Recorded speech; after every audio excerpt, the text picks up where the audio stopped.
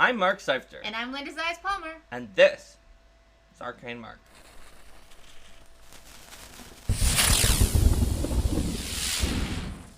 Welcome to Linda's Adventures, Council of Thieves Part 2. This is continuing the story of my first ever experience GMing for a group. That's right. Because why not get started with an entire adventure path? I actually really don't recommend that. I recommend starting with scenarios or other things that are less daunting than I'm going to run this entire 6-volume thing. Oh, come on, Linda. You're such a completionist. You know you were going to start with this entire 6-volume thing. Yeah, that doesn't mean I think it's a good idea you ran a one-shot for one person before you did that, so you didn't just completely leap into that. That's still basic. It's not like your first PC was like a 7th level character with a prestige class who was a familiar and who was a spellcaster in 3.5. Right? You played at low levels, didn't you? No. Okay. Of course. So, if you didn't watch part 1 or need a quick refresher, basically, we got through some, but not all, of Book 1, Bastards of Erebus, due to the fact that there were a lot of sort of very interesting and potentially teachable moments in that very, very beginning of Linda's Council of Thieves game. The characters that we're dealing with in this particular adventure. So we have Carl, the gnome sorcerer and cobbler, who definitely is a rather angry fellow with an axe, and you probably don't want to mess with him. We had sort of joked that we consider him to be sort of inadvertently themed after Redcaps in some ways, just in terms of his mannerisms and attitude. And the player who hadn't really read up on Redcaps, when he did, he's like, yes! Because he was a Fey Bloodline gnome sorcerer. He's like, yes, I probably am descended from Redcaps. This completely fits. Yes. We have Crunkfree, the half-orc paladin of Shellen, a fastidiously clean paladin who has a tendency to comment on awkward social situations with the word awkward, making them dissolve into even more awkwardness. His catchphrase was awkward. And the page written by his player says lives with his mom. Yep. In the Temple of Shellen. Yep.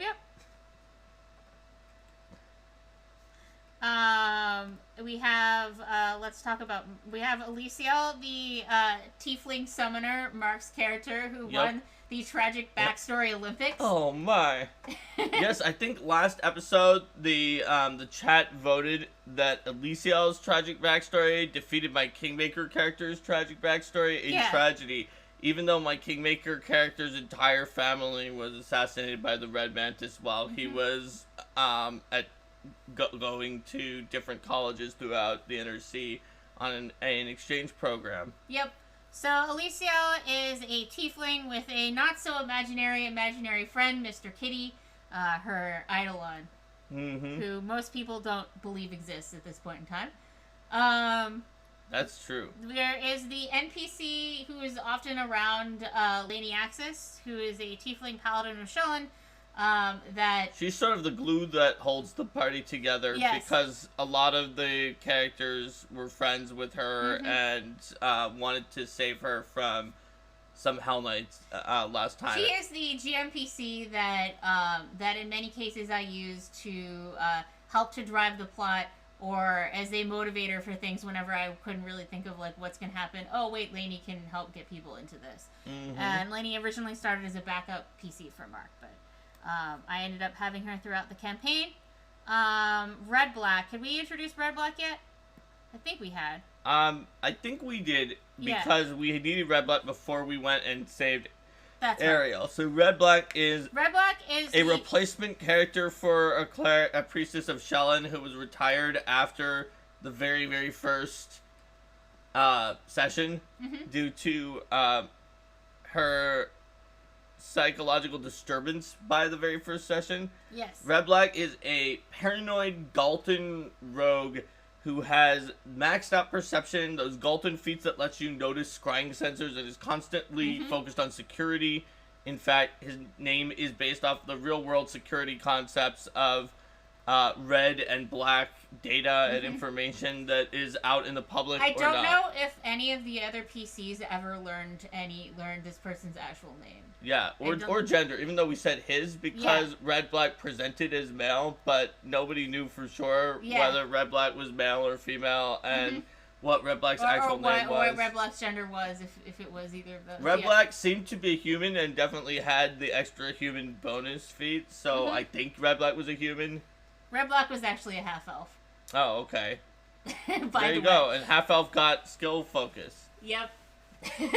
Well, that explains it. Yeah, well, that the point explains is... Red Black could see better in low-light areas. Yeah, Red Black... I mean, nowadays that is the type of human. That's true. But, yeah, no, Red Black was totally a half-elf, and most PCs just didn't really know much about Red Black, or even players, necessarily. Red Black would just chastise people who were just making big public fusses, and, Red Black wanted people to keep a low profile. And Red Black was also part of the whole bringing people back into the adventure in part 1 after Janovan's zeal almost caused the campaign to fall apart in the first session. Yes, if you want to see how Janovan almost caused the campaign to fall apart, watch part 1. That is a large part of it, where we also go into primary sources such as the diary I wrote for my character at the very beginning of the session, or the post I wrote on Paizo.com. If you want to learn how quickly Mark can read things, and how much he could make Trippy worry that he's about to choke himself because he won't breathe.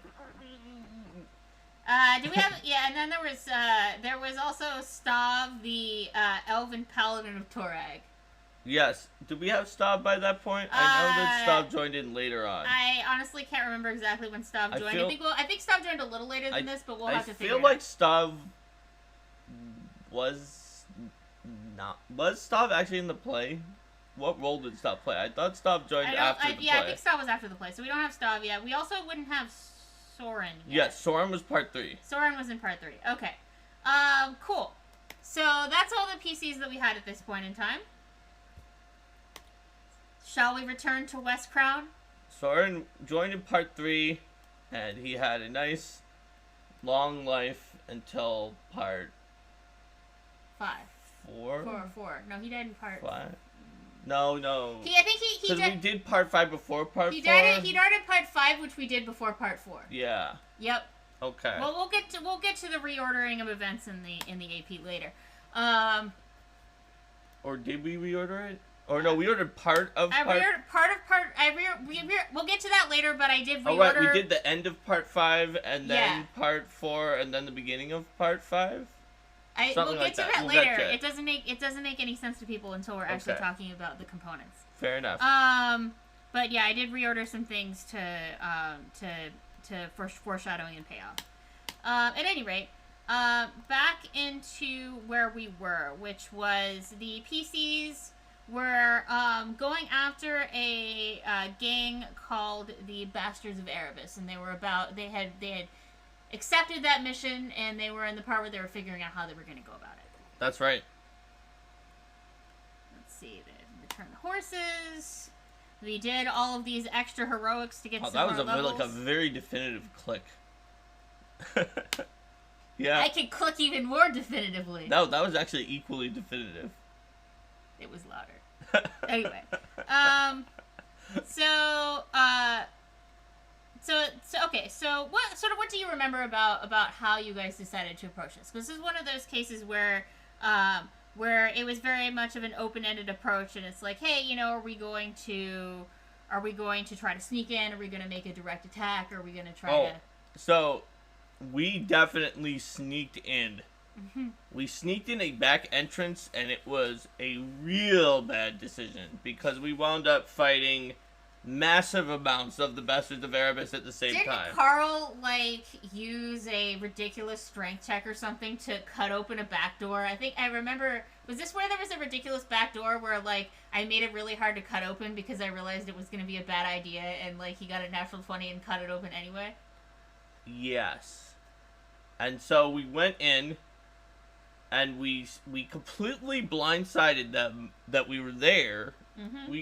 And caught them by surprise. But the problem was that we wound up fighting nearly all of them, and the ones that weren't right in the area that we sneaked into, were also like really close by and could notice, and we wound up fighting like almost everything except for like some mindless rock grub swarms or whatever, all at the same time. Yeah, because and we nearly died by a close amount. Now, one thing that did help us is that we fought the front room, and the leader guy, the priest of Asmodeus, Trickery Domain, was in the back room with some of his buddies. So we had thanks for subbing, Nicole, and it looks like we got a cool Pride Love emote. Aw, very cute. So he was in the back room with some of his buddies, and it is probably better for him what he did, but we also might have been overwhelmed if he didn't, which is that he pre-buffed some ridiculous buffs onto his people for a round or before coming up. And that made it, we almost wiped on him also with his pre-buffs. But also if he had come right away, maybe it would have been easier because we could have taken him down without the pre-buffs, but maybe it would have been harder because we would have had more at the same time. Well, I think because of color spray, probably he did the better thing, because Carl's color spray was the only reason we survived. I was expecting you guys to have to run away when I was like, oh yeah, everything piles on at the same time. But it's one of those things where there didn't really seem to be a good justification for why they wouldn't all come out after you because you're invading their base. I almost had to use my Eidolon. I know. The summoner almost had to use her Eidolon. It was so dangerous. Yeah. It was very, very dangerous. It's just that I didn't know that my Eidolon was real, so there was no reason to use my Eidolon. So, yeah, it was really rough, but it was also over very quickly. Before that, we had to sneak past the Runditari, I think is the name of them. Yeah, the guards the ones in the ruins. who guard the ruins, but they don't actually help the poor people who live in the ruins. They just sort of make sure that stuff doesn't get into the rest of the city. They because make sure it's that mostly monsters from the Runditari it's like 90% monsters and 10% people who can't live anywhere else, some of whom are like the Council of Thieves or the Bastards of Erebus. And then they make sure other people don't like drunkenly stumble into the ruins where it's dangerous. But we wanted to non-drunkenly stumble into the ruins. Yes.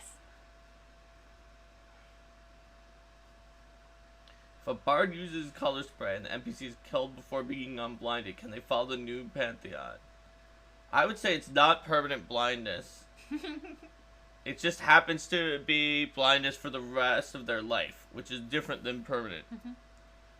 This is the first time that the plots of the Council of Thieves intersected with the plots of the PCs, because the members of the Bastards of Erebus were being bankrolled by the Council of Thieves in order to cause more unrest in the city. Although I don't know if there was anything that allowed you to. No, there was. So we found a letter that talked about the Council of Thieves. That here it is. Yeah. What was Asmodeus guy's name? There was a letter to Palavine. Palavine. That's right. We called him Palpatine.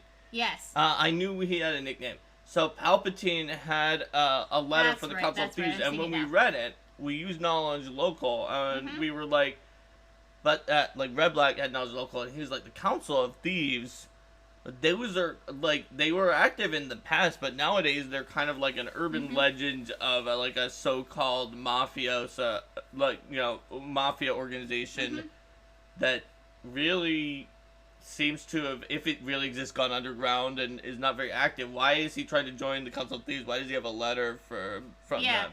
That was also before I had started to consider alternatives to the suspiciously specific letter that somebody keeps in their pocket that has damning and incriminating evidence. I think you may have altered what was in it, but it's still indicated that the Council of Thieves was something that Palavine wanted to join. You did definitely call him. We called him Palpatine. I remember. We absolutely did. Yep. I knew he had a nickname. That's why I wanted to know what his actual name was. Palpatine, yes. So See, that that's we could the figure danger. it out. That's the danger of your nicknames is that you'll forget what things are actually called. I didn't know his nickname was Palpatine though.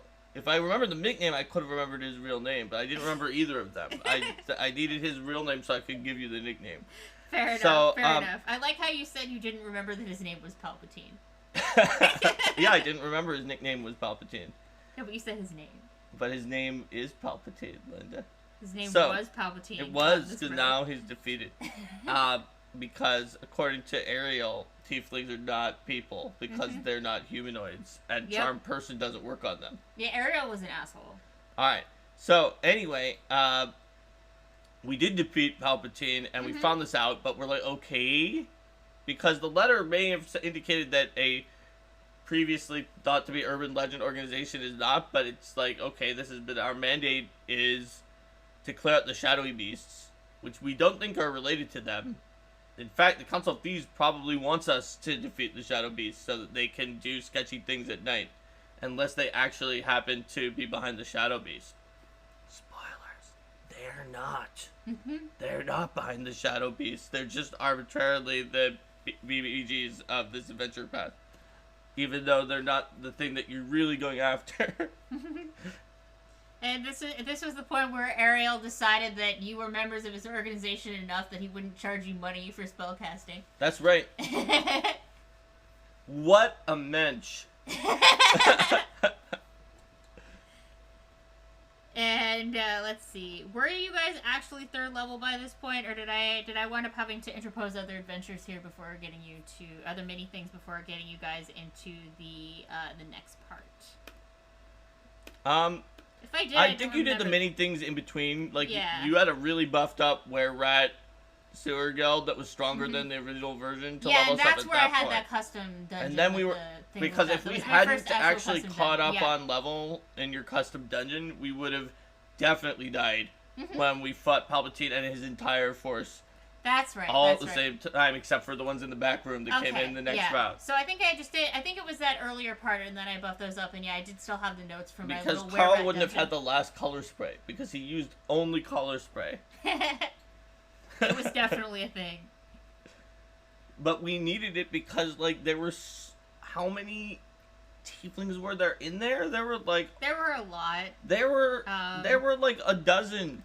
Let's see. And they were all like 2 wolf skeletons. Oh yeah, the wolf skeletons were back with Palpatine. A tiefling fighter, 3 tiefling rogues, 4 tiefling rogues, 3 hell dogs, 2 wolf skeletons, 3 tiefling thugs, a tiefling sorcerer, 2 tiefling rogues, 3 tiefling thugs, 2 wolf skeletons, a tiefling thug, a guard dog, 4 tiefling thugs. There's a lot. Yes, one of those groups actually managed to be like the front door people and did not get involved in there. I think maybe it was those 4 tiefling thugs. And the guard dog, yeah. And the guard dog. All of the rest of them wound up in that fight. And they all have like names and like particular what makes their tieflingness look different. Like one of them looked like a mummy or something. I don't see that in the adventure, so I think I just came up with that. I think you may have come up with that. Yeah. But you did. Because I didn't want... Because, well, part of it was that, like, with Ariel making so much of a thing of, like, oh, just like tieflings, they're not people. I wanted to make each of them more distinctive and unique, so they all had, like, names and personalities and stuff like that. Yep. I mean, not much of a personality. Not much, but, like, enough to banter differently during combat. And to make it not just feel like waves of the same thing. Also... This is also when we learned a very important fact about color spray, everybody. So you know how sometimes if you're Carl the Cobbler, you're color spraying this giant group of enemies that are also surrounding your allies? And you're like, oh, now my allies are dead because they're going to get coup de grace just like the enemies I color sprayed. Well, turns out that enemy tieflings have a great option to help you color spray them without color spraying your allies. It's called once per day darkness. They put up a darkness effect which they can see through, so that only they can see your color spray and nobody else can. There was color spray is not a light effect, so it happens, but it is visual based, and if you can't see it, you don't fall unconscious. Now I'm remembering, this is where I started doing some other individualization of NPCs, where I would introduce slight variants to hit points and ability scores. So it'd be like, okay, you know, this and is what one feats, has, and what feats they have. took, so that they weren't all just the same so guards. they weren't all the same guards. Like one yeah. had two weapons So fighting. I did some things where it would be like. So it'd be like, if related to the baseline, this one has plus con minus dex, so this one has plus dex minus con. So someone have more hit points, someone have more AC, someone have like more things like that. That's right. Like, I remember because Carl's player was assuming that the ones that seemed like they were mooks were all exactly the same. So he's like, oh, that one fell too. No, that one actually made it. And yeah. like, what? And then later you were like, oh, well, I adjusted them somewhat. He's like, oh, okay, because he was pretty confused because he thought they were going to be identical. I realized that you were going to be fighting like 15 copies of the same thing otherwise, and it's a lot more interesting if you're not like just able to completely metagame the attacks and the saving throws and stuff like that of everybody. Yeah, I think he really appreciated it after he figured it out. Variant, yes, my lords. I don't know if that's something we've talked about in another episode. I feel like I may not have gone into that before. I feel like that it is something that you didn't sometimes. do it that often other than in Council of Thieves. But more often would be creating more types of the mook stat blocks rather than adjusting the mook stat blocks by less. Yeah, because Like more like big, like, so instead of having whatever there is, tiefling thug, tiefling rogue, and tiefling sorcerer as one tiefling sorcerer as the only one, you would have in the future. I may have like 6 types that had more dramatic variants that did different. But then have them be exact copies of those because of the fact that once you're already adjusting for those ability adjustments, you can adjust even more and then use it multiple times. Exactly. But it all depends on what works for your group. That is definitely a faster way to go about it. And you can definitely do that more easily in 2nd edition just by looking at like, oh, I'm gonna switch which of these is going to be the high number versus which other number in terms of the monster building rules, or I'm gonna be like, or this if you're one's like, this is striker version and template, and this one's gonna use the brute version brute where version you or go things from like high that, attack, high damage to moderate attack and extreme damage. Yeah. Which are both balanced with each other, and they feel pretty different when you're fighting against them. So yeah, we defeated Palpatine and his Council of Thieves. And I guess I haven't mentioned that there was an ongoing tracker in this AP called Fame Points, which which is basically tracking how awesome the PCs are, and so they're generally accruing those throughout the adventure.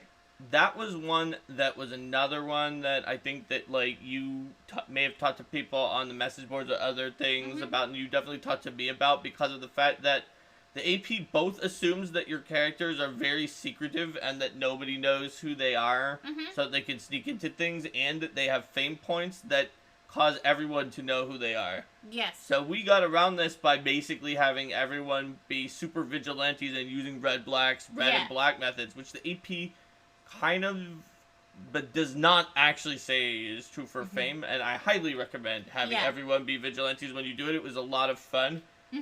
Having vigilante identities that were gaining the fame, while the rest of social identities were still just, this random person. And to be clear, the vigilante class wasn't out yet. It was absolutely not out. We were doing vigilante theming, but we didn't have vigilante class yet. As you're about to find out, we are about to need to sneak into a play as the actors in the play, and we definitely would not be able to sneak into the party and do the things we needed to do if we were also known as these high fame Blades of Eridan, our name for the Children of Westcon organization. Yes. So, yeah. But it worked out really well for us with our vigilante identities. Hello, Wither King. Hello. Everyone got a name for themselves. Like, for example, Carl. Oh, thanks for gifting a sub. Carl was the cobbler. The cobbler. The cobbler. It just sounds like a superhero, but like a really weird superhero. What was Crumfrey apparently didn't put her, or the character. The player's female, the character's male. The Crumfrey's player apparently didn't put her character's codename on there. Elysiel's was Angel. Yes. Because between part 1 and part 2 also, Stav's was Dinner. Yes. Red Black was Red Black. Red Black, yes. Yeah, and then he used other random names when he was not being Red Black. But we didn't what actually was Laney's? Gosh, it looks like Is it ladies. on there? No, it's not on here. I don't remember. They all had code names. We all had code names, and Morrisina, the little kid, Albatross. or the teen or tween or whatever, who brought the Hell Knights right to our base, had Albatross as his code name. Oh, Morrisino. Let's see, is that on here?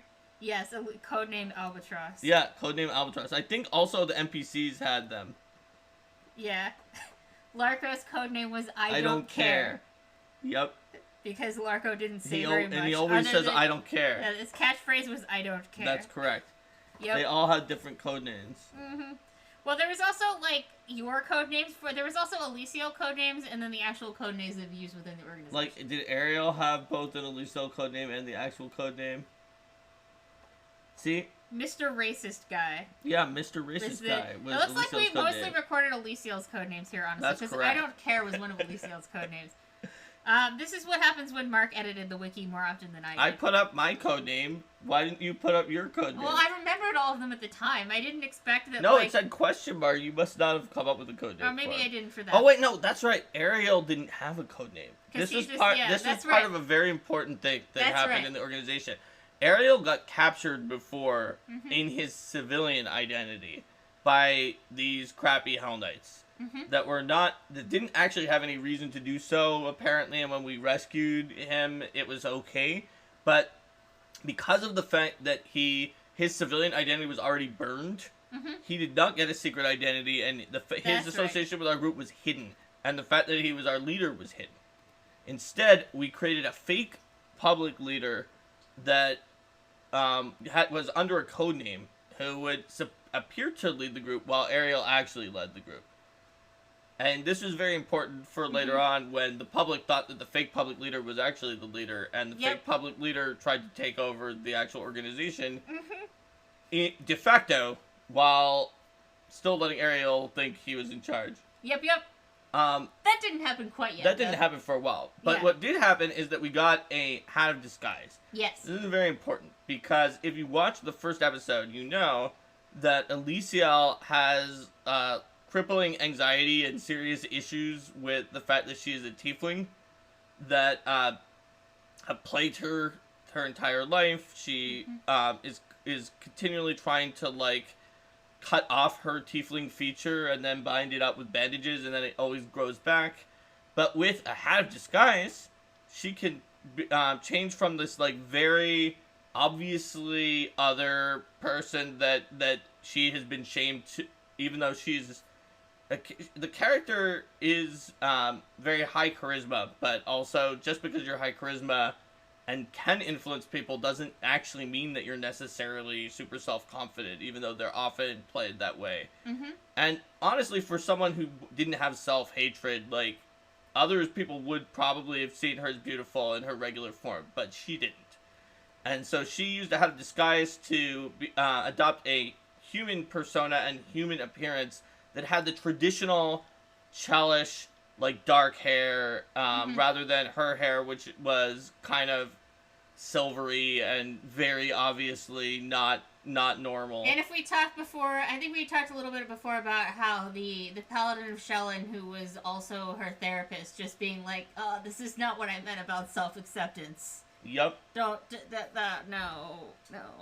And she created a name, which was also the code name for her, but the name of this, which became, like, very much like a vigilante identity. The other people's code names were just code names, but they, like, the Cobbler and Carl did the same things as each other, really.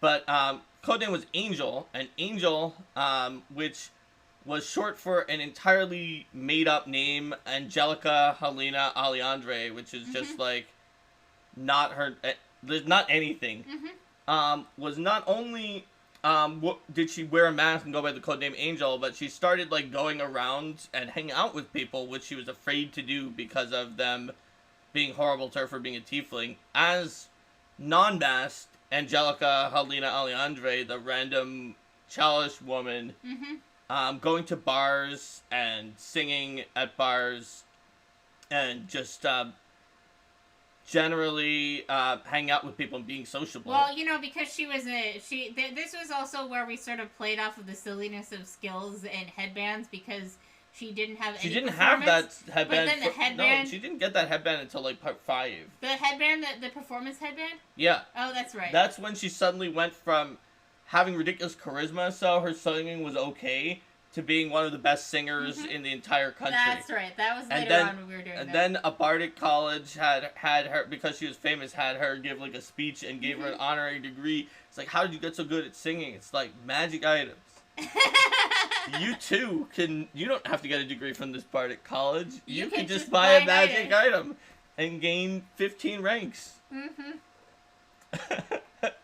With all the ensuing conversation about the perverse messaging of conflating wealth directly being able to buy ability that we then had after that. Oh boy. Yep. Now, if you're wondering why a summoner had an int item, it's because this adventure path has like 4 rods of splendor, and they're slotless. Yep. But anyway, that all didn't happen yet. The point is, it's very important, because we're about to go into part 2, that everyone had a code name, and that Elysiel further had basically a vigilante identity named Angel, who had a completely different personality, because Elysiel imagined Angel as being this confident, like, childish human woman, and, like, quickly came to, like, act and react to things and do things that Elysiel wouldn't have done, in the sense of, like, oh, but Angel wants to do this. Yes.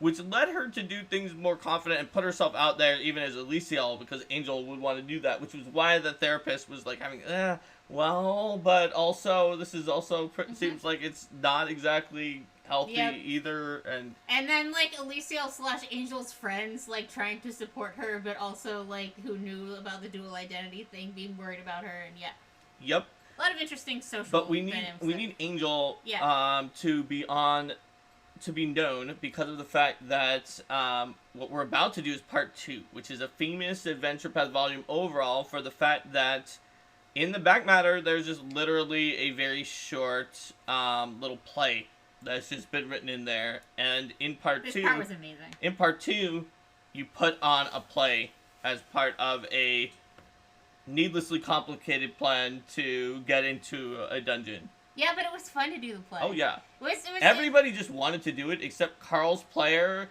and Carl as a character was like, well, we'll get to it when there's a pitch. Was like, this is not a reasonable plan. I mean, but it really doesn't sound like a reasonable play. So it wasn't. He was right. Everyone just wanted to do the play. So the idea is that a Pathfinder, Island Gunstavos, wants to get access to the Delphaven, which is an abandoned Pathfinder Society lodge that had been locked away and sealed by the agents of House Thrun so that nobody could enter it. And so the idea is, well, it's super locked down, it's super dangerous, so, and then, she says that, like, the fact that the Shadow Beast came so soon after that was sealed down seems to imply some kind of connection between the two events, and so that, if they were able to explore Delphaven further, that'd be great, because the Pathfinder Society is forbidden, so she can't explore it, but one cannot simply walk into Delphaven, because Delphaven is guarded by all of these wards and things like that, so you're going to need to get this puzzle box, complicated puzzle box called the Chellish Crux. If you want to get into there safely, but you can't just get the Chellish Crux, because the Chellish Crux is beneath this mayor's manor. And if you want to get beneath this mayor's manor, you can't just infiltrate the mayor's manor. You have to get in the good graces of the mayor. If you want to get in the good graces of the mayor, you can't just, like, pay him some money or something. You got to do this play, and you can't just do any play. You got to do this play that's upcoming, where so you don't have to wait. So that you don't have to wait.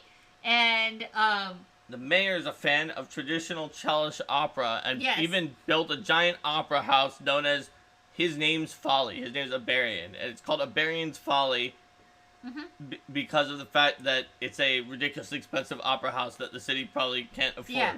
So this was the... But traditional Chellish opera, it's very important to note, is not like sort of like traditional Italian opera or traditional German opera, because it includes blood sport by in many cases where there's actual fighting that happens during the opera. And not only that, the play that was being put on, the upcoming play, The Six Trials of Larazad, was infamously deadly. And the thing is basically, so it's basically like, okay, yeah.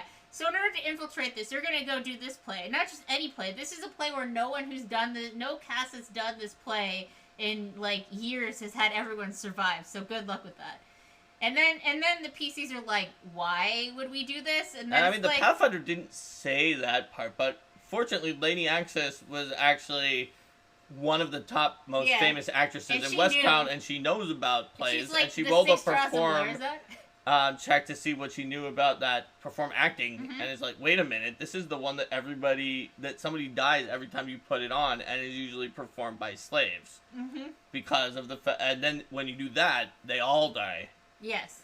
And it affects the ending. And the Pathfinder's like, details. The Pathfinders would find a way. Yep. And then it's all like, you guys took out the Bastards of Erebus, you can handle this, you right? can handle a play. Surely you can handle a play. And Carl kept being like, well, couldn't we just sneak into the place? I'm sure we could sneak in. I can color spray some people. And the Pathfinder's like, they're probably too powerful to just color spray them. And eventually, Carl was convinced, and also the player of Carl was the one who wasn't sure that he wanted to do the play, although he really liked the character he got and really enjoyed it when he actually did the play. And, and Island was also a sort of a Lynch character later on too.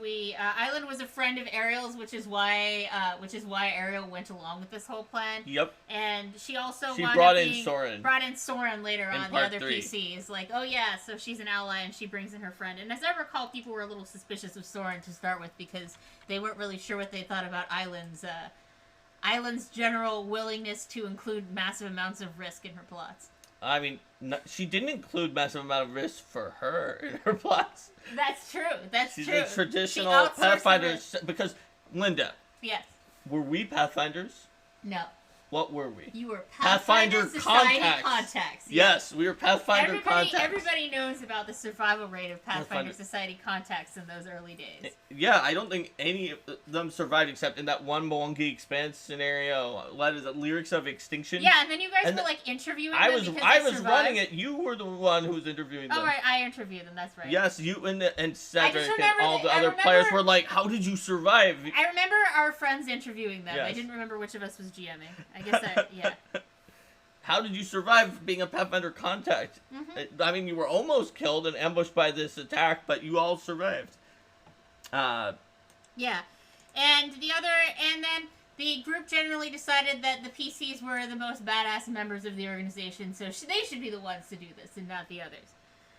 I mean, we proposed some of the people who maybe could act, but then it seemed like we learned from Lainey and Island knew that because it was often performed by talentless slaves because they were just going to die, that as long as Larazad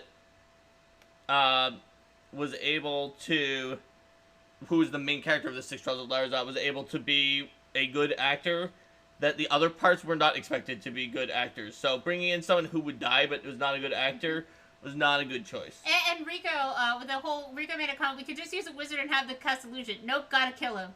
They actually had illusion-based wizards there, but like the fact that people were dying was. They had a really, really effective illusion-based wizard, or was he a sorcerer or something? Sorcerer or wizard, I can't remember right now. I remember that he's one of the few sympathetic characters that you guys ran into. I remember him because he had a club foot and Carl made him a special shoe because he's a cobbler. Yes, I remember that too. Also, because Carl was like, this is one of the only people here who isn't a complete ass. Yes. There were a lot of people who were jerks. And people are taking advantage of him, and but we can get to those. So here's who we cast out of our people. We needed to get everyone invited, but we had too many players. So and especially obviously we're going to cast Lainey, even though she was an NPC, because of the fact that she's a famous actress. So what happened is that Lainey Axis took a trouser role as Larazad, the main character of the play. Yes. And the villain of the play was being played by Thessing Umbara Ulvano, who if you watch the first episode, you know he got mad at his horses being taken previously and is generally a jerk and gets to be even more of a horrific person later in this part. Thessing is let's just say Thessing is basically a sexual predator and a lot of other awful things. Yes. He's terrible. Also, NPC Calcenica Nimis plays the love interest for Larazad in the play, who I can't remember Thessing's character. I can't remember any of the names of the characters except Larazad because it was the title let's see. character. But I remember Calcenica's actual name and Thessing's name. Let me check. So we cast Carl the Cobbler as sort of the old, wise wizard friend of Larazad, who is kind of... Dentris the wizard. Dentris the wizard with the knack for biting insults and quick wit. He makes Shakespearean insults to everyone and is just constantly insulting them. And Carl's player loved that part. There's also a paladin role. And what you need to understand about Cheliax is that in Cheliax, the paladin role is the role of the buffoonish oaf, the fool, who is just naively idealistic and just makes foolish and bad decisions, and everyone laughs at the paladin. So Tybane was the comic relief of the play. Yes. A bumbling paladin whose devotion to Aridin is even more comical in this age due to the deity's death. That's right. Traditionally, Tybane is the character who dies first, but the longer he can survive, often the better the play is received. And that Tybane the paladin was played by Crunkfree, an actual paladin. Yes. So they really liked the idea that a paladin was playing the fool paladin of Aridin. But also Crunkfree kind of thought Aridin, even though we were the Blades of Aridin and we respected Aridin, thought that some things about Aridin being like lawful and neutral were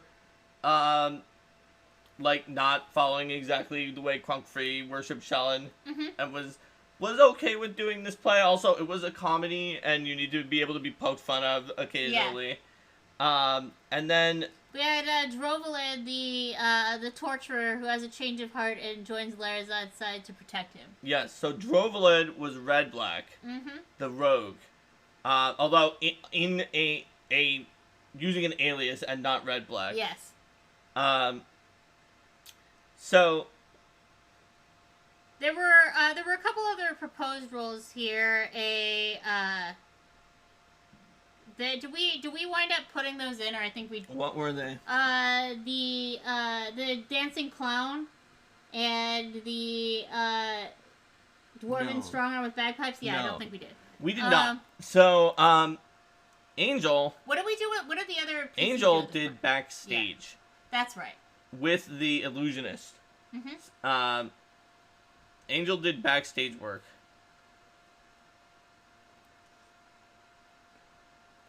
And then what was...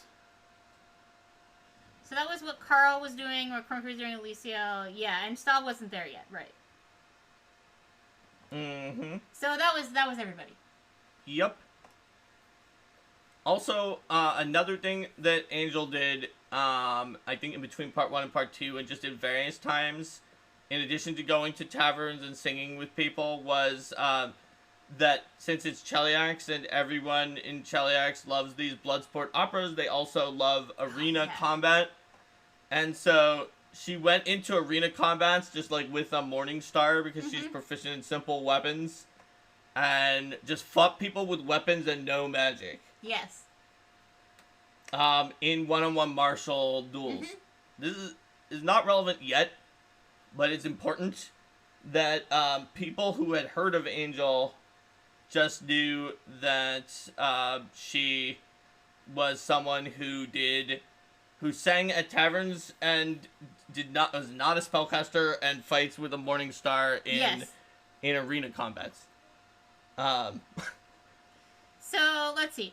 So then you guys had done the casting, and this was done by Robal, one of many jerks. Robal is just like Robal is the perfect, like, jerk director. yes, Like, the stereotypical, like, not necessarily a horrible evil person, but just has ridiculous standards and is constantly critical. He's a petty tyrant. And is a petty tyrant. Yeah, and he's like Yes. a petty tyrant, and he has like this comically bad toupee as well. Yes.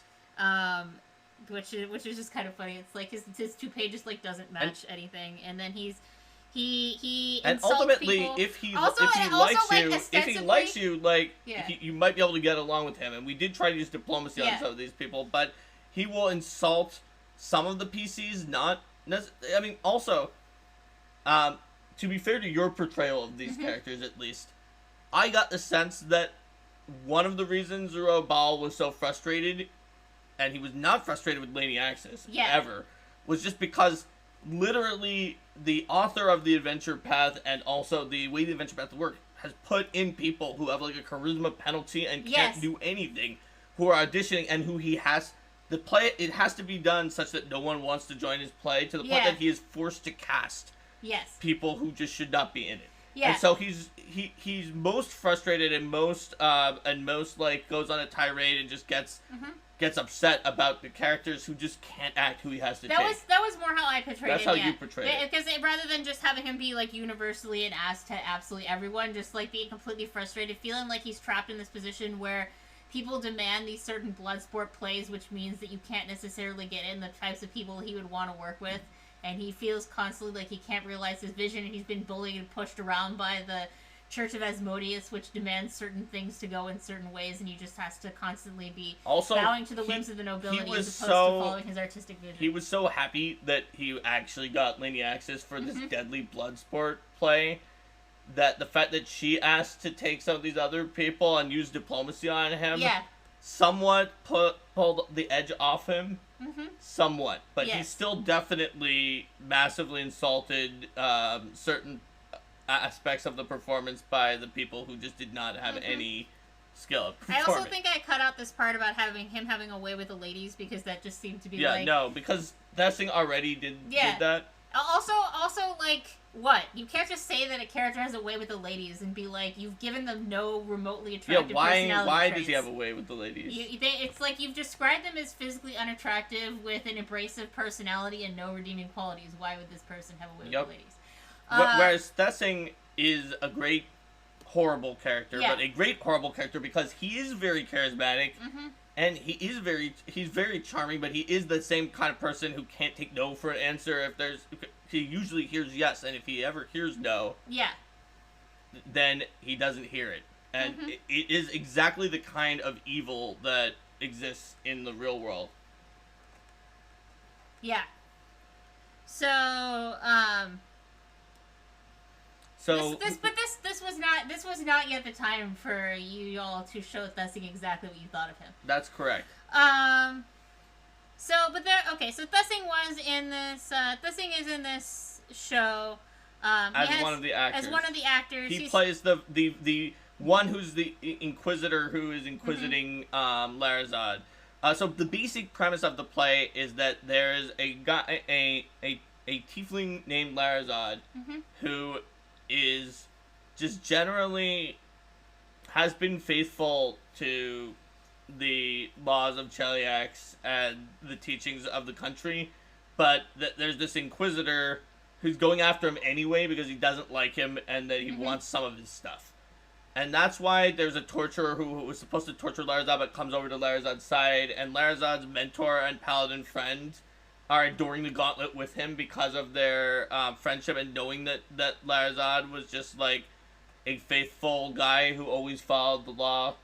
The paladin's like, I'll do it, and then the mentor's like, I'm gonna be in. If you're gonna be in it, I'll be here to protect you. I'm. He's like, he's older and he knows that Larazad is the future, and then Larazad also,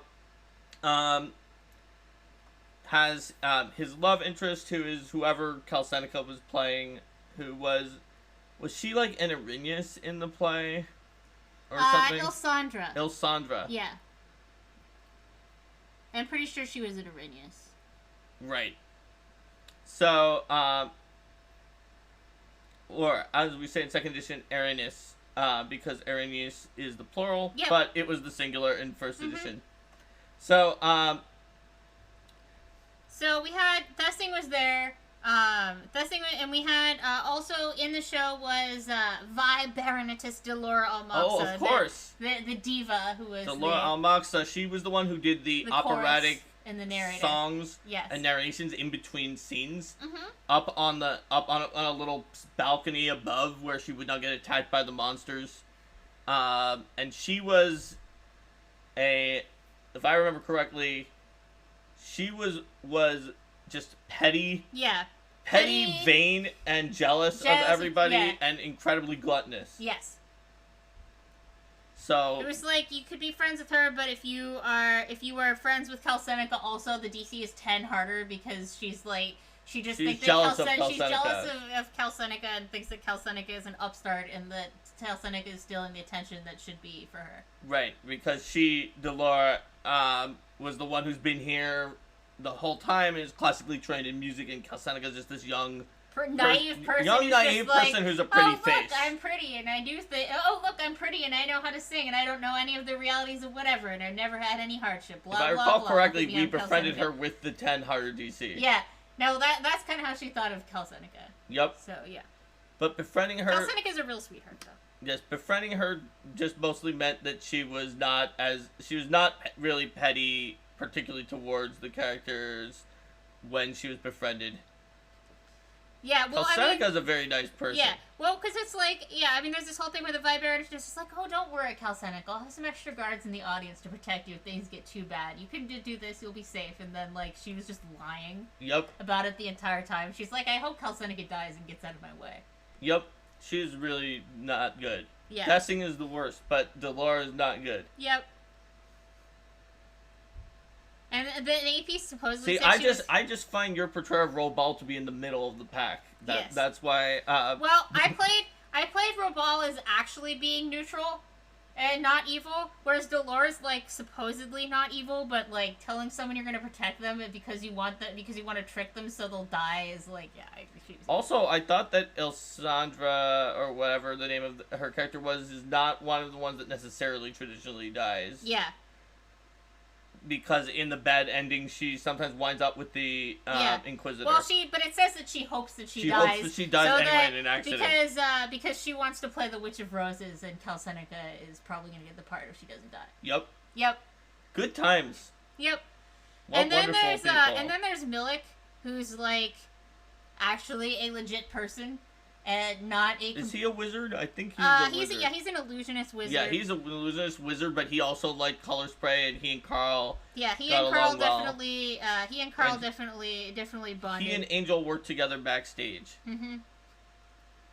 And Milik has some.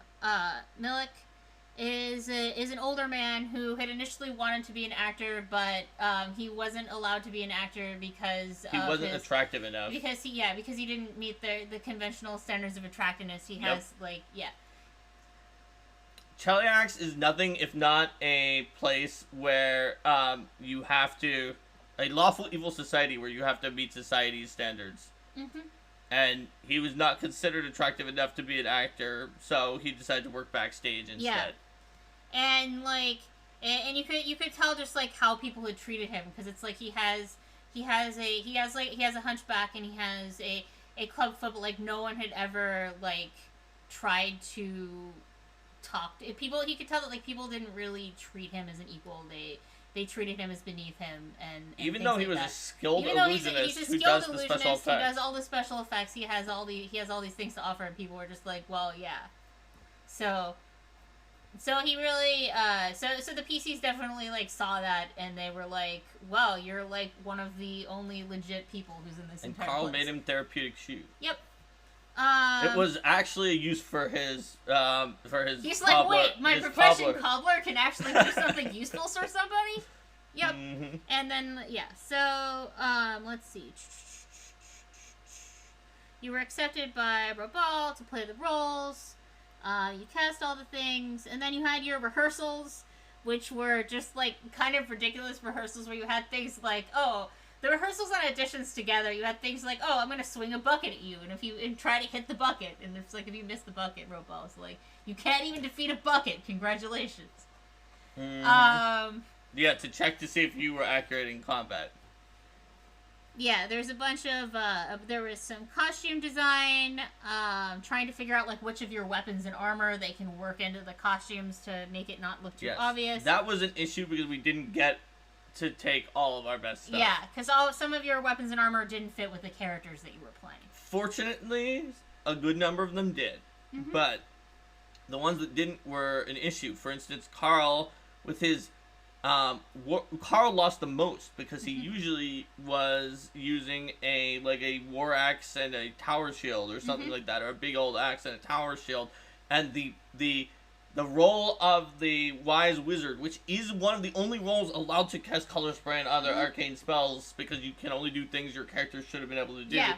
Was not a role that was allowed to have anything resembling a tower shield or a giant axe. Well, like, there was another currency during this, like, popularity points to determine how well you were liked, and they were warned, like, if you do things that are out of character. And the AP is like, it's like you can gain 2 popularity points by spending an entire day and becoming familiar with your role, but, like, any time that you did anything out of character, you'd lose 1d6 popularity points. Mm-hmm. So it was like, they made sure that the NPCs warned the PCs in no uncertain terms, like, don't break character with the things that you're doing. Right. Yeah. And so that was a nice little restriction. Plus, they didn't have Angel, but, like, to be fair, I didn't always bring my Eidolon anyway. Mm-hmm. This was also the playtest summoner, so I was able to do, like, more things with having the Eidolon active while I was unconscious, or, like, having the Eidolon and the summon monster SL at the same time. But the Eidolon just was never there. Yeah. Well, but I think we said in the previous episode that we kept the fact that the Eidolon could be active while you were unconscious because that was my an entire integral part of your backstory character's was based backstory. on it. But that's how she survived. Yeah, and then I think we didn't keep the other things. We didn't keep the thing where, like, the Eidolon was out while you also had summons, I don't think. Or maybe we did, but then we did some other modification to it. I can't remember anymore. I just never used them together. Yeah. I guess that's why I can't remember if we kept it or not. At the very end of the campaign, I was using the Eidolon more when I realized that, midway through, I think it was even in part 2, when, like, Crunkfree saw Mr. Kitty and then eventually realized he was not an imaginary friend, and we used him for the dungeon at the end of part 2. Yes. But I still was more likely to use my Lantern Archons once I could get them. And then there was I could see, like, the last day where it's like whoever does the worst winds up getting a circlet of persuasion. It's just like, I'm stuck with you. Here, wear this thing. I remember that. Red Black got it. Yes. Because Carl, he may be very rough around the edge. He was a sorcerer, though. He has charisma. And the role and Crunkfree, as a paladin, also has charisma. And Lainey is an incredible actress. So, Red Black, the rogue, actually just didn't bother, even though he had so many skills, actually being good at those skills, and his charisma was not the highest, as you might know from the fact that he's a recluse who masterminds information security by telling people not to reveal their information to anybody. He's not exactly the most charismatic. So Red Black got the exasperation and eventually the circlet of persuasion. Yeah. And then there was a dress rehearsal that gave me, like, almost a full column worth of random heckling that could happen, but the PCs just did so well in the performance. Yeah. Somehow Red Black rolled high with the Circle of Persuasion. That was the other one where Robal actually didn't heckle us there. And I think you said that was actually as written because we rolled really well. Yeah. But you had so many cool sample ones that you read what they were. I read the heckling chart to you guys afterwards. I was like, I'm a little disappointed I didn't get to use this, but you guys did great. So I'm just going to tell you what character would have done. The dress rehearsals, they invite a crowd who could heckle you. Yes, too, they invite a crowd. They invite a crowd that can heckle you by, like, throwing white tomatoes, cabbages, or small bags of weevil-infested flour and grain. Loud booings for the actors to be arrested before they besmirch the tradition further. Several folks stand up, boo, and just walk out. Someone in the crowd produces a life-size effigy or scarecrow dressed like one of the PCs and uses it to mock the actor's motions for the rest I of the remember performance. that you told us about that. That was like the best one. A donkey is brought out of the audience and proposed as the PC's replacement, and the uproarious laughter takes some time to die down. A pair of terrified sheep are led up onto the stage and suggested as replacements for the actors. The sheep run amok and foul the stage in their panic and continue to be a distraction for the duration of the performance. Another play performed by the crowd commences, continuing throughout the performance and is roundly applauded at the end. So yeah, those were pretty amazing, and I told people about those after. We actually did well at the dress rehearsal. But you did well, and Robal was very relieved. Oh, and needless to say, the one thing about the rehearsals that is very different is that they don't do the monster killing things until the final play. So you never actually have done.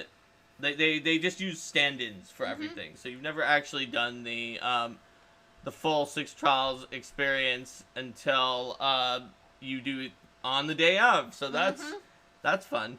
So that was the Limehouse dress rehearsal, and then it was time for you all to go that following night to the Nightshade Theater.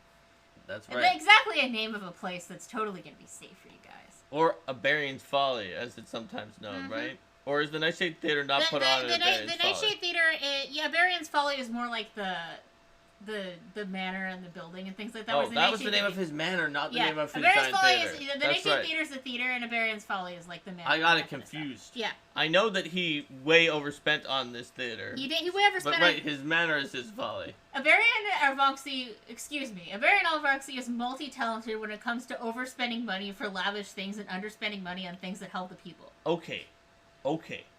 But yes, when it comes to Arvanxis, yes, he's not the worst. Because his first cousin, Iliosa Arvanxi, yes, with her married name Iliosa Arabasti, is way worse than Barian. That's true. But, like, when you have to be like, well, he's not as bad as Iliosa, like, that's not a high bar. Compared to Iliosa, he's just incompetent and selfishly embezzles things for himself rather than murder totalitarian. It's like rather than the impetus for an entire adventure path, shall we say? Yes. Yep. All right. He's pretty lousy. Yes. He is not a part of the Curse of the Crimson Throne. So let's see. The PCs reach this. The Nightshade Theater is the latest of Mayor Arvanxi's attempts to bring culture to Westcrown, an exercise in excess and misery. From outside, the theater looks like nothing less than an iron and stone cathedral to some nameless evil god. The building is all soft lighting, thick red carpets, and devilish decor. One of the things that I really appreciated about this volume of the AP was sort of just like the amount of time that it spent describing like setting the scene and things like that. So all right, the play was scheduled to begin with a dress rehearsal. You all headed in. There's the false floor on the stage. The majority of the day's play's deadlier aspects were wrangled by none other than Vestivus Savaska, a cleric of Asmodeus, who basically just came there and then he luxuriated in the background, in the back room, munching on some sweets. Occasionally summoning devils and having them to have them attack people on the stage. Yep. Easy roll. Yep. And there was this thing in the beginning, right before the show, like Robal goes back to, I like this scene setting too, because Robal goes back to talk to him and then he comes out and just completely flashed. He's like, just follow your lines, you'll do great, guys. When he's like, yeah, there's the monsters, you're gonna be fine. And then it's like, oh crap, this is gonna be even deadlier than a usual one, because Robal is freaking out. Yep, because of the fact that the Asmodeus guy figured out that, at the very least, Lainey was like a paladin. There were two actual paladins. Yeah. And he figured that he could throw deadlier things in there. Because actual paladins are going to be able to handle this. They have Smite Evil. Might put on a good show. Yeah. Yep. And if the devils kill the paladins, all the more for showing the power of hell, right? Mm-hmm. So then there is a variety of acts.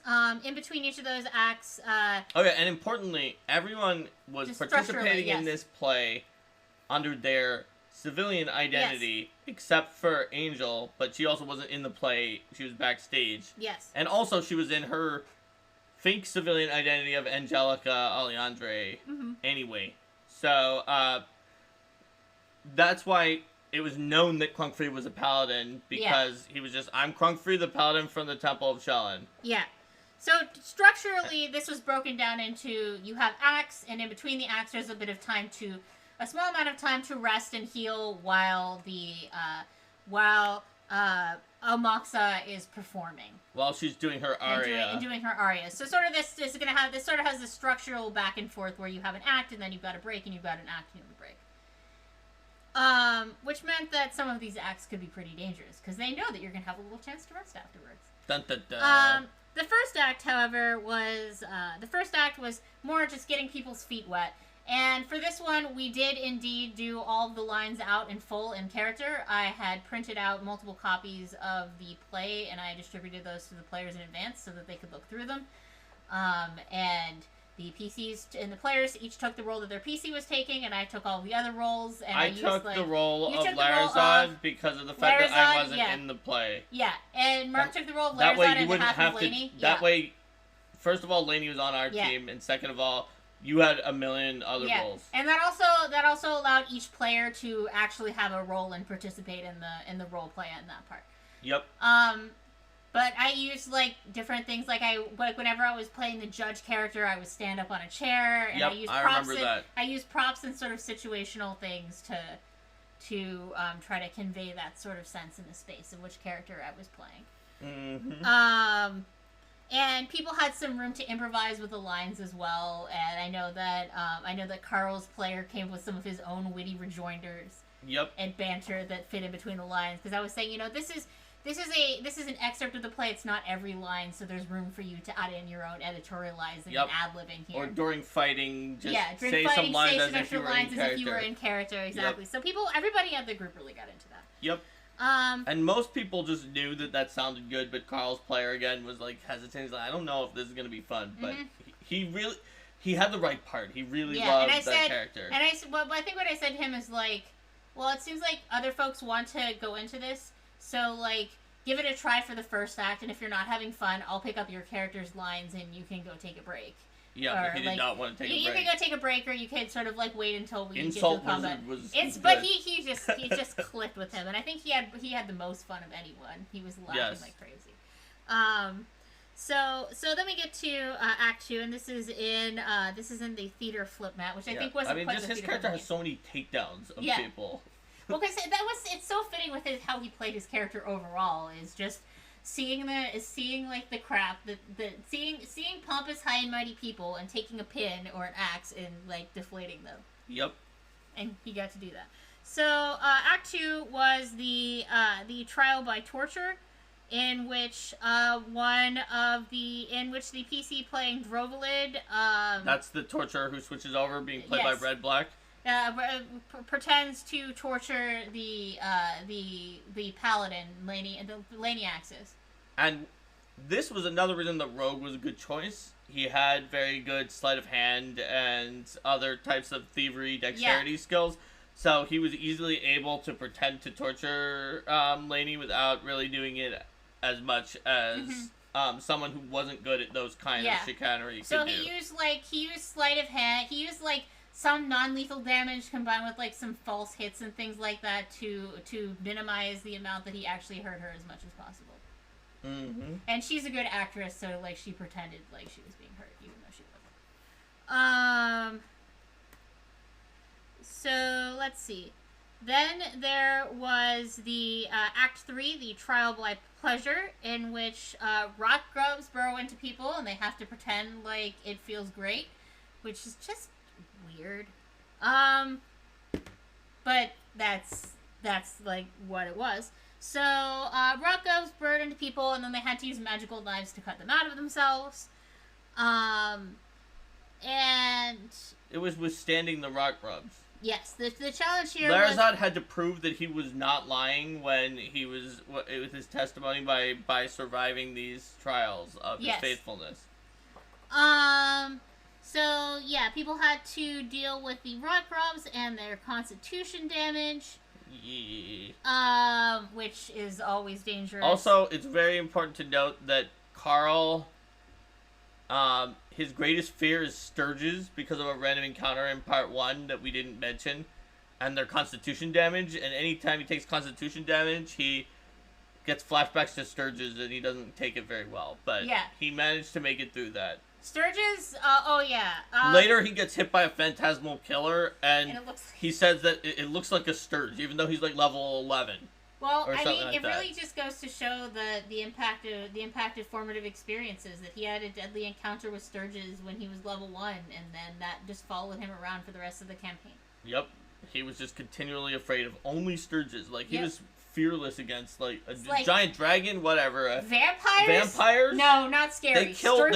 Vampires, they literally killed someone right next to him, but whatever. Like demons, devils, okay. A pit fiend, no problem. Sturges, no. Yep. So then there was the so that was rather challenging for Carl. That worked out. They made it through that, and they made it to the trial in the belly of the beast, which is a one where the PCs have to climb through the belly of a beast. And of course they're not just going to be like, oh, I guess we're climbing through the belly of the beast, because they're jerks. So they line the belly of the beast with acid, so that the PCs have to climb up this slippery thing that's also burning them. Yep. They did okay with that. They were able to sort of help each other out with pushing. It's not a real beast. It's a prop that allows the audience to see them doing this ridiculous climbing. Yeah, it's a prop covered in slippery acid. So they climbed and they sort of boosted each other up for the people who weren't able to necessarily climb them well, and they were eventually able to get through that one. And Angel didn't take any acid or constitution damage because she was backstage. Yep. Angel was happy to be backstage at this part. Then there was another. And there's a reason Rollball was like, "Oh, good luck." Yeah. Then there was the birthing trial where people had to eat these random eggs and then vomit them out to birth lemures that then attacked them. Yeah. Like, what the heck? Like, the playwright for this thing. Yeah, well, it was known to be pretty twisted. Yeah. Also, not only did, Delore want Kelsenica to possibly get accidentally killed, quote, accidentally, but Thessing was really hoping that Lady Axis would die because of the fact that not only was she one of a rival with him for top actor or actress in the city, that it was unclear who was the best one, but also his part is retroactively better if he gets the ending where his character wins. And he was expecting that when he took the part, because generally Larazad does not survive. Yeah. Also, Lainey had, to the greatest extent possible, been interfering with his predatory behavior and protecting people from him. Yep. Which, although, we'll get to the after party. Yeah, we'll get to the after party later. Oh boy. It's always at the after party. Yep. But there was some of that going on in the past as well. So let's see. So you guys defeated those lemures. And in between each of these, there's the parts where we're acting things out in full. Yep. And there's the arias with Delore. So there's this really cool pacing going on between, like, okay, here's like a hazard or a combat challenge. Here's something that we're acting out, and here's sort of like an in between phase. There was trial by combat and love, where the tormented heroes find support in each other's loyalty, only to face a legion of hell's blasted souls come to take them below. There was a second stage beyond, decorated as a swampy, dreary hellscape, and a couple of troll skeletons came out and attacked the PCs. Ah, yes. And at this point, I remember that I advanced the skeletons up a little bit, because you guys have been doing pretty well, and I wanted to make this fight a little more challenging to help explain why this was seen as something that was super deadly. I think a smite came out against the troll skeletons. Yeah, and a smite did come out against the troll skeletons. And in the final act, Rabal himself came on stage playing the part of Asmodeus with plenty of illusion magic to make himself look badass. And said Larzad was clearly proven himself faithful. And that Henderthan was the guilty party. Henderthan is the role played by Thessing. And PCs succeeded their sense motive to tell that Thessing's cries of anger and rage were not just acting. He was actually really upset the PCs didn't die. And that his character and the PCs survived and his character didn't get to be the hero. Yep. And the house thunderously applauded them. They certainly weren't expecting a version of this play where everyone survived through to the end. And they got to see a lot of battle. People actually performed well. Even Red Black with his Circle of Persuasion. A local bard composed the heroic song, the Sixfold Survival. This, I believe, was Thaddeus A. Bard. Because I can remember from part 1 when we mentioned that Bard. Yes, that Bard, which was like, I just said, oh, it's that Bard, and just like to say it was the same one, and then Mark decided it was That Bard, and he was Thaddeus A. Bard, and this is what happens when you don't name your NPC. A is his middle initial. His name is Thaddeus, not Thaddeus. You have to say the correctly. Thaddeus.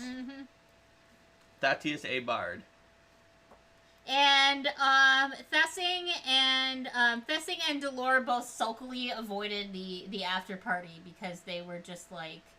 I feel like maybe Delore came to the after party because we had befriended her. She eventually, but she didn't come originally. She didn't come originally. She sulkily avoided. I think she eventually had her come in. Thessing. Well, so Thessing wasn't at the main after party because he was doing something horrible. Yeah, no. But the original, I'm saying the original after party, like when people first came, they both left for a little bit, and yes. I know that Delore did come back. You're right. You reminded me that Delore did come back. Yes.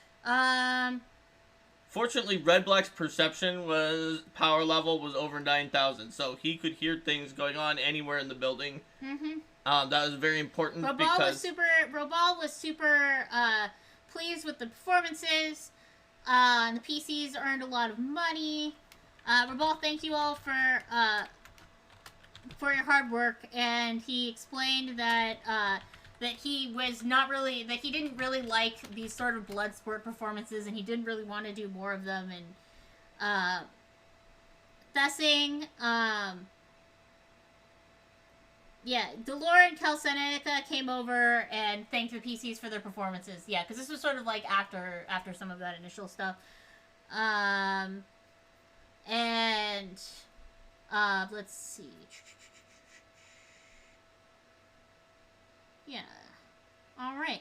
Wasn't there a part where Red Black noticed that Thessing was... Red Black noticed that Thessing was trying to drug Calcenica. Yeah, Red Black noticed that Thessing was trying to drug Calcenica and sent Laney to stop that. And Calcenica at this point, because it says that it already says Calcenica is probably infatuated by the actor or actress or whoever is playing Larazad. So Laney basically guided Calcenica away from that and spent time with Calcenica and made sure that she was safe throughout the party. And Thessing was revealed for his attempted rape using an elixir of love. Yes. Which also made him look like he was a desperate person who could not, have a relationship with anyone without using an elixir of love. Yes. And drove him completely off the deep end when it came to his general hatred for Laney and problems and his own self-loathing and depression issues. It's interesting because he's a horrific person. Well, it's interesting because this AP, because you see sort of elixir of love type things being portrayed in a lot of media. You see them in even Harry Potter. It's oh look, it's this funny thing. but this AP was really what made me think about oh no, wait, but what are they actually? What does this actually do? And this is what actually was sort of some of the underlying stuff that led to them being banned in Pathfinder Society down the road. But that was much longer in the future when I was part of Pathfinder Society. But even all the way back in Council of Thieves, the way Paizo presented it is this is an attempt to a date rape drug is what this is. So yes. Thessing was thwarted again, and we would never see him again until part 6. Mm-hmm. So then you're able to go back to your old lives for a brief time before you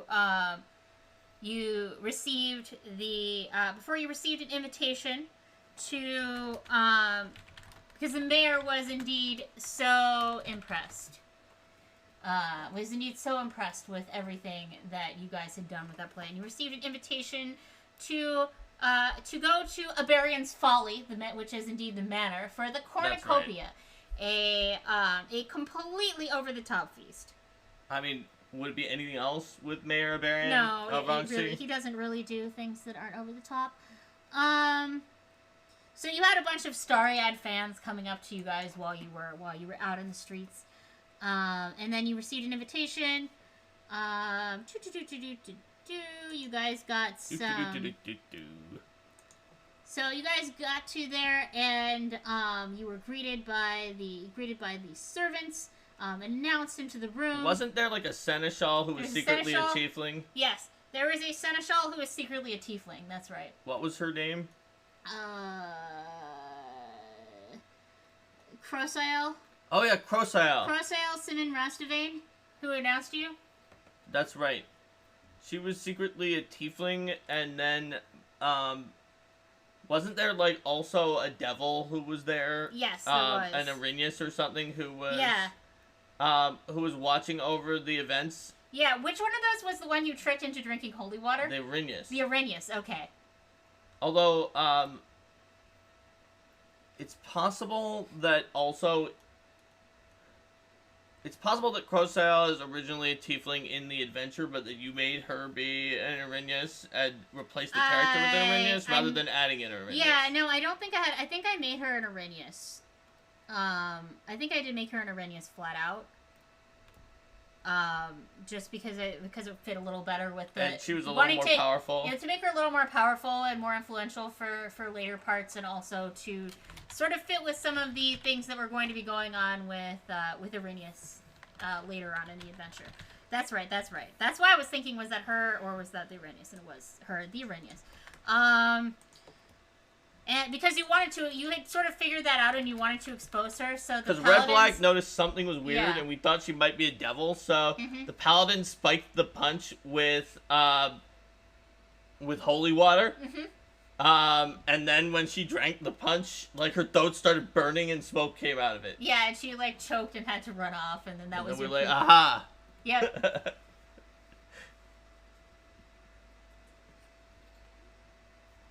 So, because of the fact that a lot of the people came to this event using illusion magic to make themselves look more attractive.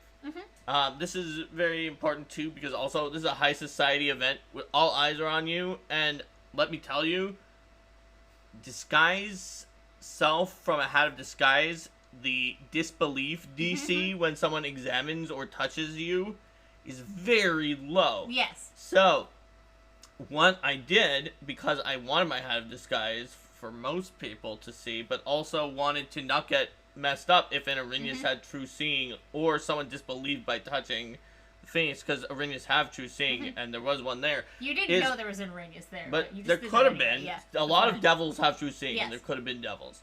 Is I put on a mundane disguise underneath of the hat of disguise, where I disguised myself as Angelica Helena Aleandre, but with, like, slightly less beautiful than the hat of disguise version. Yes. So that then, if you were using true seeing, you would think, oh, this is a vain person who was using a hat of disguise to disguise that version of herself that's more attractive. Yes. As long as you didn't also pierce the mundane disguise and realize, oh, wow, this is just a completely different person. And that wound up working. It was a very good tactic that served me well through even just slightly after the end of part 6, when I had to go up against a pit fiend with it. But we'll deal with that later on. Yes. The probably her scariest moment is if I get caught here. Her scariest moment was not any of the enemies in the adventure path. It was dealing with Abby and Gortak at the end of the adventure path. Yep.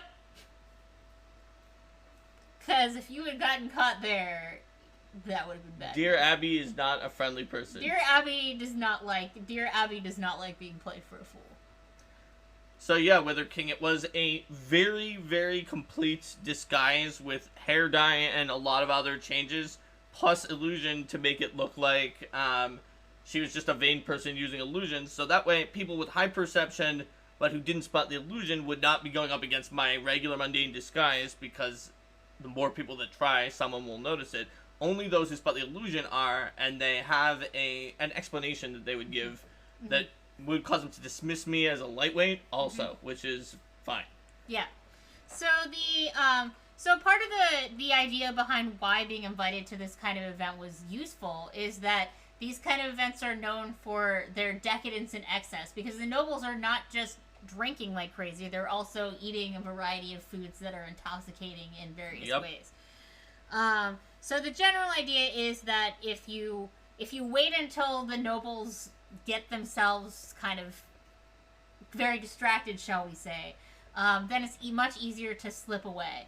Although we still knew we were going to have to deal with Crocile. That's part of why we were testing her out, to see what abilities she might have. And another thing, too, with this plan is that because they were coming in their role as the actors, other than Angel, who was backstage, they were coming in their role as their actors and the stage crew, because like Thessing and Angel and even the illusionist wizard, who people didn't like that much, were all invited to the party because of the play. Like, we were officially supposed to be there. Yeah. Well, but what I was trying to say is that it was not weird for you to bring your weapons that you would have had when you were at the play.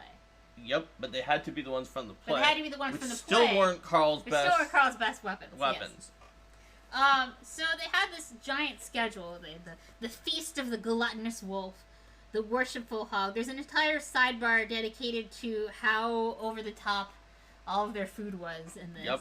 I know that you either used that or even planned out the courses even further than that, possibly, with very large explanations of all of them. I didn't actually... I am known for being a GM who over-explains details, but I didn't need to here, because there was an entire sidebar about exactly what was eaten, and which things were intoxicating, and the which Chul ways. tentacles. The Chul tentacles, and I guess I just said fresh Chul soup here, but yeah. No, but you explained it more. Yeah, you were I guess I did explain it more. The paralytic venom of the Chuls causes a tingling sensation. Yes.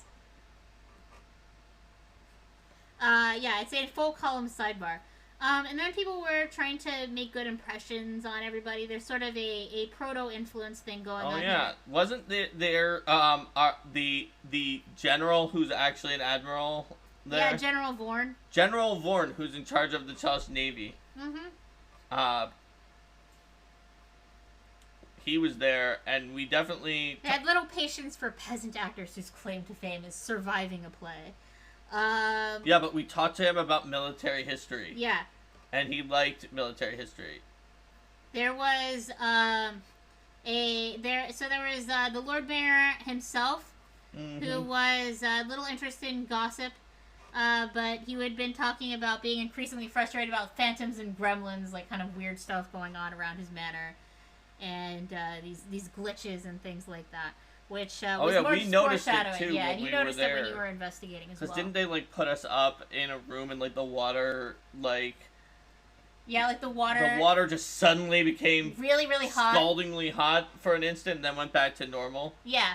And didn't we investigate what was going on slightly? And someone with a knowledge check found out that to show off her power, Abigail Thrune just found a out of favor Duke of Hell underneath of this mansion, and is using it to power utilities. So you weren't supposed to necessarily know about that until later, but it was a good because this someone rolled a really high knowledge check. High, so I went ahead and let you guys know that, and then it's sort of like, oh wow, this is kind of ridiculous that she would just do this.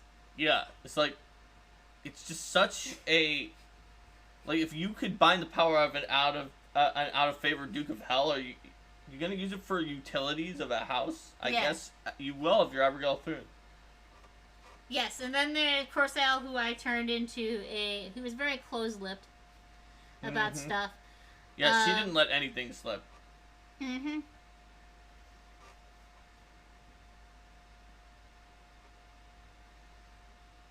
I think you said later that she's actually was an ally of the Council of Thieves or something like that. But she was our main problem because she wasn't getting drunk, really. Yeah. And she was going to be someone who would notice when we sneaked out to go to the dungeon, even if nobody else did. I made her a little more close-lipped and competent there because I didn't necessarily feel like you needed as many clues as the AP was dropping with the way that you guys were going around, so that was also making her into a Rhaenys so that she could be She was sort of an adversary for us. In the original, did she sometimes gossip to you and tell you not in the original, you could possibly get her to tell you about Sion and being worried about Sion being in there for a long time and stuff like that. Yeah. Wasn't Sion the shadow dancer from the Council of Thieves that they sent in? Yeah, and she had been blackmailed into hiring Sion. That's what it was. She was blackmailed into it. Mm-hmm.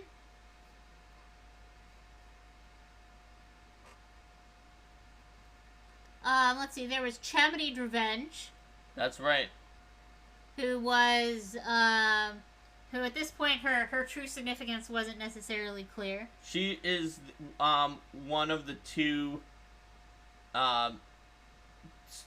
children of the leader of House Revenge, which is one of the top 3 noble houses that is in West Crown. And the gossip about her was that she would ride home, that she would go home, ride back after dark without apparent care for shadow beasts, and she just seemed to be like, whatever. And that she wears like an entire mink or something like that around her neck or right? And the PC, she does. And the PCs were suspicious of her and thought she might be behind the shadow beast because she just was like, whatever. She wasn't. She wasn't. She was just really high level. But Chamity's Revenge, or House Revenge is one of them. I think House Salsifer or something like that, or Super Asmodean is one of the other ones, and then the third one was I can't remember. That guy who's in the jail cell in part 5. Yeah. Well, we'll get to that. Yep. So then there was Ertain Oberigo. Oh no, Oberigo, that's the other one.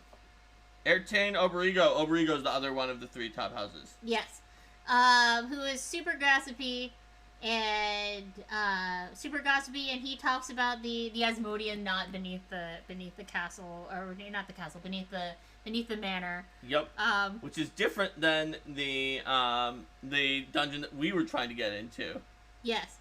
Unlike the manor and the Nessian Spiral and all these. Oh no, right. The Asmodean Knot is the one we're going into. The Nessian Spiral is the one. The other one. I thought the Nessian Spiral is the one beneath the castle, and the Asmodean Knot is the one that's in the weird mirror up in an attic or something. Is in a weird mirror. Yeah. Mm-hmm. And it's important. This random manor has 2 giant dungeons, one of which is beneath, and the other of which is in a mirror.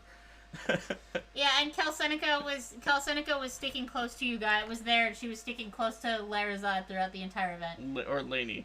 Yes, well, Larazad throughout the entire event, which is Lainey. And then there was Saskar Talernos. Who was Saskar Talernos? She is a. She was a woman who was very fond of the alcohol. Oh, right. She was the one who was always drinking. And was generally giving... And she had a lot of gossip that wasn't really necessarily true. It was just random things that the PCs had to try to sort through.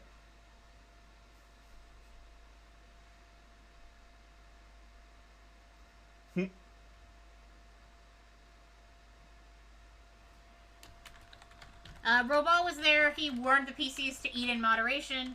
And Omoxa was there, and Omoxa told the PCs a little bit about how to potentially get along well with these NPCs.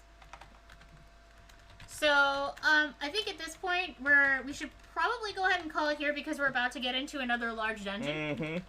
Unless there's anything else that you remember from that gala.